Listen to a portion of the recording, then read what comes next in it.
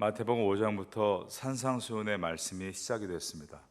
우리가 아는 팔복의 가르침과 그 다음에 주기도문의 가르침, 그리고 비판을 받지 아니하려거든 비판하지 말라와 같은 주옥 같은 말씀이 5장부터 7장까지입니다.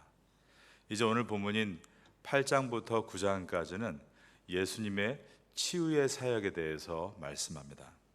오늘 본문의 첫 절인 마태복음 8장 1절을 보겠습니다. 예수께서 산에서 내려오시니 수많은 무리가 따르니라. 산에서 내려오시니, 이것은 문맥으로 볼 때 산상수훈을 다 마치시고 예수님께서 내려오셨다라는 뜻입니다. 가르침이 있은 다음에 그 다음에 일어나고 있는 일들은 치유하시는 일들입니다. 예수님은 먼저 나병 환자를 치유하셨습니다. 5장부터 7장까지가 예수님의 가르치는 사역을 소개하고 있고 8장부터는 이와 같이 예수님의 치유하시는 사역을 기록하고 있습니다. 여러분, 치유란 단순히 그 병을 낫게 하는 것이 아니라 원래의 목적으로 자리로 복귀시키는 것을 말합니다. 그 당시에 나병에 걸리면 마을을 떠나서 격리되어야 됐습니다. 그리고 나병 환자는 아예 백성의 수에 숫자로 계수되지도 않았습니다. 예수님께서 이 나병 환자를 어떻게 치유하시는가, 즉 어떻게 원래의 자리로 복귀시키는가를 우리가 살펴보겠습니다. 2절 말씀입니다. 한 나병 환자가 나와 절하며 이르되 주여 원하시면 저를 깨끗해 하실 수 있나이다 하거늘. 이 나병 환자는 예수님께서 원하시기만 한다면 자기의 병을 깨끗하게 치료하실 수 있다라고 믿었다는 것입니다. 치유의 능력은 예수님께 있습니다. 그런데 그 능력의 시작은 우리의 믿음에서부터다라는 것입니다. 자신이 나병인 것을 드러내야 하는 부끄러움이 있고 또 두려움이 있습니다. 이 부끄러움과 두려움을 감수하고 그가 예수님 앞에 나와서 구할 때 치유의 기적이 시작이 됐던 것입니다. 여러분에게도 도저히 치료가 불가능한 일들이 삶에 있을 것입니다. 세상에 안 된다라고 말하고 내 내면의 음성도 그건 안 돼, 불가능하다라고 말하고 있을지 모릅니다. 그러나 오늘 이 본문의 말씀 우리가 묵상할 때 하나님께서 우리에게 믿음의 용기를 주신다면 우린 이것을 나병 환자와 같이 믿음으로 받아들일 수 있어야 하는 것입니다. 예수님은 믿음으로 나온 이 나병 환자의 손을 대셨습니다. 3절입니다. 예수께서 손을 내밀어 그에게 대시며 라고 되어 있습니다. 그리고 말씀하기를 내가 원하노니 깨끗함을 받으라. 율법은 나병 환자에게 손을 댈 수 없게 되어 있었습니다. 이유는 부정함을 멀리하라라는 가르침으로서 이 말씀의 본질은 마음에 문둥병 같은 부정함이 생기지 않도록 늘 부정함에 대해서 깨어 있어야 한다, 이것을 가르치시기 위해 문둥병자와 같은 부정한 자에게 손을 대지 말라라고 하셨습니다. 하지만 사람들은 이 가르침에 대해서 자기의 내면의 더러움을 경계하라라는 뜻으로는 전혀 적용하지 않고 그저 이것을 율법화해서 나병은 피부가 붓고 터지고 부스럼이 나는 현상인데 이것을 보면 기겁을 하고 그 사람을 마을 밖으로 쫓아내고 그 사람을 손대지 않았던 것입니다. 마음의 병을 생각하지 않고 몸의 병만을 생각하는 잘못된 오류에 빠진 것입니다. 예수님은 손을 대지 않아도 고치실 수 있는 능력의 주님이십니다.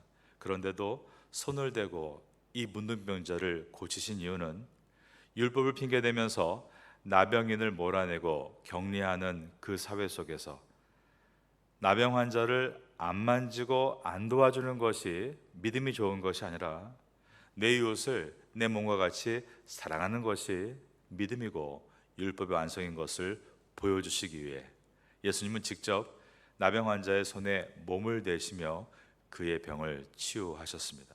주님께서 선포하십니다. 내가 원하노니 깨끗함을 받으라. 그러자 즉시로 그 나병이 나은 것입니다.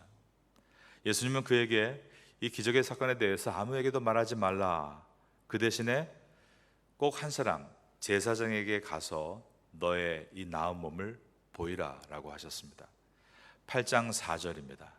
예수께서 이르시되 삼가 아무에게도 이르지 말고 다만 가서 제사장에게 내 몸을 보이고 모세가 명한 예물을 드려 그들에게 입증하라 하시니라.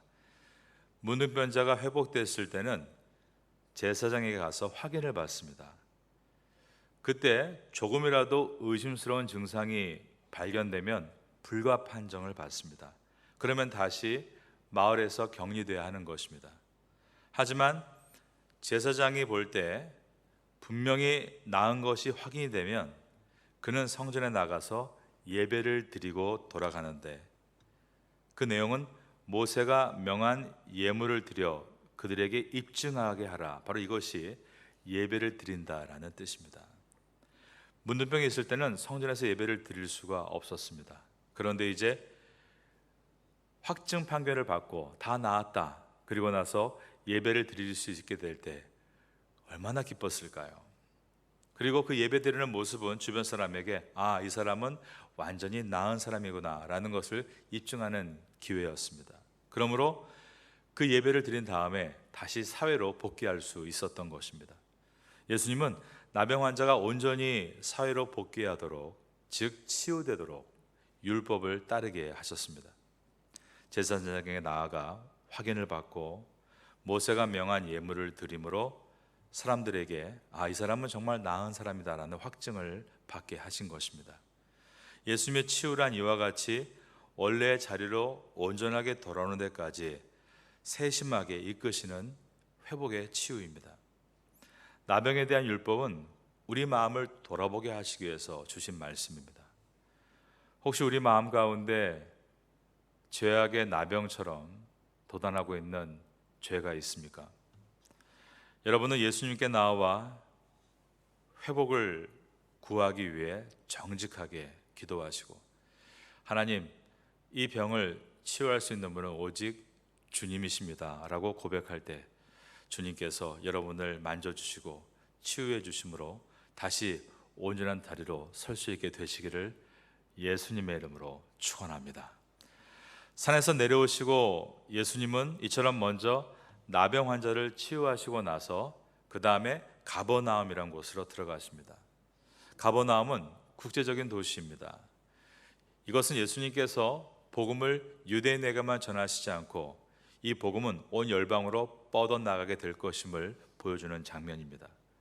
가버나움에서 예수님이 처음 만난 사람이 유대인이 아니라 로마의 백부장인 것만 봐도 그것을 증명하고 있습니다. 5절입니다. 예수께서 가버나움에 들어가시니 한 백부장이 나와 간구하여 이르되 주여, 내 하인이 중풍병으로 집에 누워 몹시 괴로워하나이다. 이르시되 내가 가서 고쳐주리라. 예수님은 유대인뿐 아니라 이방인들이 도와달라는 간구에도 이처럼 적극적으로 움직이셨습니다. 7절에 내가 가서 고쳐주리라, 이 말씀은 그 당시에 율법을 또다시 어기는 내용으로서 문둥병자를 손에 대는 것도 율법을 어기는 것이지만 유대인이 이방인의 집에 찾아가는 것도 율법을 어기는 것이었습니다.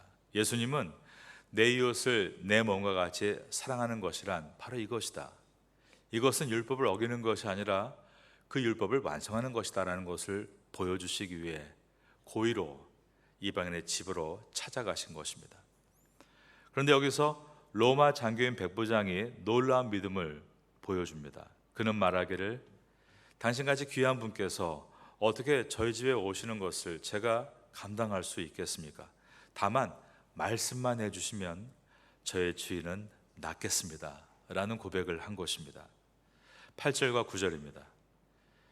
백부장이 대답하여 이르되 주여, 내 집에 들어오심을 나는 감당하지 못하겠사오니 다만 말씀으로만 하옵소서.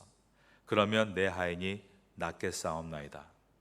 나도 남의 수하에 있는 사람이요 내 아래에도 군사가 있으니 이더러 가라 하면 가고 저더러 오라 하면 오고 내 정도로 이것을 하라 하면 하나이다. 백부장은 예수의 능력을 조금도 의심 없이 믿었다라는 것입니다. 어떻게 알 수 있냐면 예수님의 반응입니다. 10절에 보면 예수께서 들으시고 거기에 보니까 놀랍게 여겨라고 되어 있습니다. 따르는 자들에게 이르시되 내가 진실로 너희에게 이르노니 이스라엘 중 아무에게서도 이만한 믿음을 보지 못하였노라. 여러분, 예수님께서 어느 부분에서 놀라워하시는지를 봐야 합니다. 여러분이 일 잘하고 똑똑하고 부가 넘치는 것에 놀라워하시는 분이 아닙니다. 우리가 어떤 믿음을 갖고 있느냐에 따라 주님이 놀라신다는 것을 기억하시기를 바랍니다. 예수님은 마태복음 5장에서부터 산상수훈 말씀을 가르치셨습니다. 예수님은 사실 말씀을 배우는 제자들이 이러한 믿음을 보여주기를 원하신 것입니다. 믿음은 들음에서 납니다. 그렇지만 중요한 요소가 한 가지가 있는데 그것은 내가 들은 것을 내가 온전히 믿겠다라는 나의 결단인 것입니다.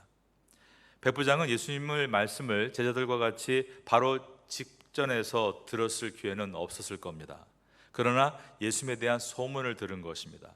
그럴 때 백부장은 그분은 내가 온전히 믿어야 될 분이다라는 결정을 한 것입니다. 그러므로 믿음은 들음에서 난다. 맞는 말입니다. 그런데 수동적으로 그냥 누워서 듣고 놀다가 듣고 우연히 듣는 말씀이 아니라 내가 이 말씀을 한 절을 들을 때 아멘으로 받겠다. 내 마음의 결단과 결심이 중요함을 이 백부장이 보여주는 것입니다.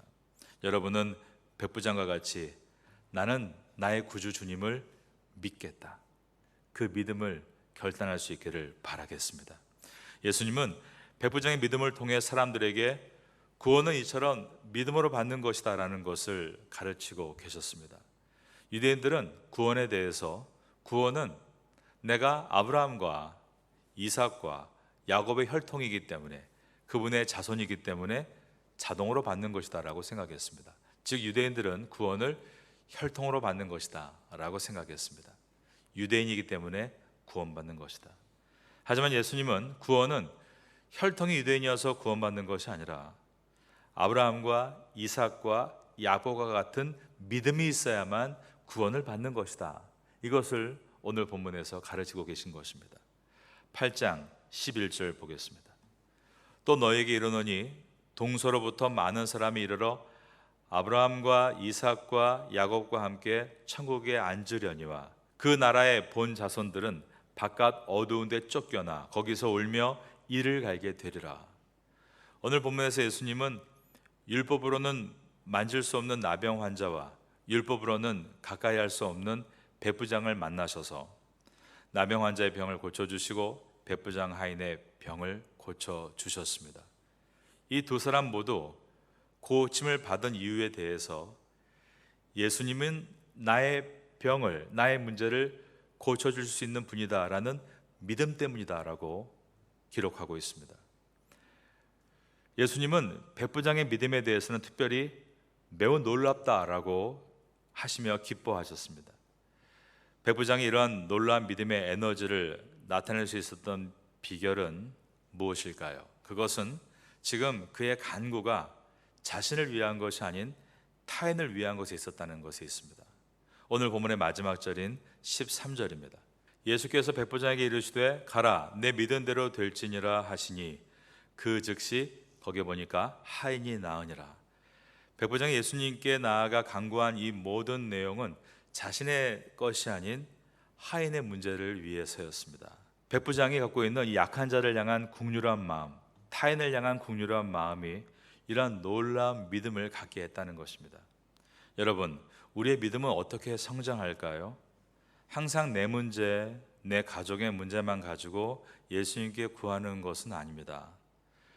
우리가 이 사회를 위해서, 타인을 위해서, 우리 주변의 어려운 사람들을 위해서, 그들을 위해 내가 무엇을 해야 할까? 어떻게 해야 할까? 그럴 때 마음이 뜨거워지고, 주님, 제가 이것을 할 수 있는 능력이 없습니다. 주님, 그들을 고쳐줄 수 있는 능력이 우리에게는 없습니다. 하나님, 이 사회와 이 지역과 어려운 이웃들을 하나님께서 긍휼히 여겨 주옵소서. 이러한 타인을 위한 기도가 일어날 때 우리는 우리 믿음을 크게 키울 수 있는 것입니다. 주님은 말씀하십니다. 백부장의 믿음은 참으로 놀랍다. 그런 칭찬을 받을 수 있는 믿음을 사모하시기를 예수님의 이름으로 축원합니다.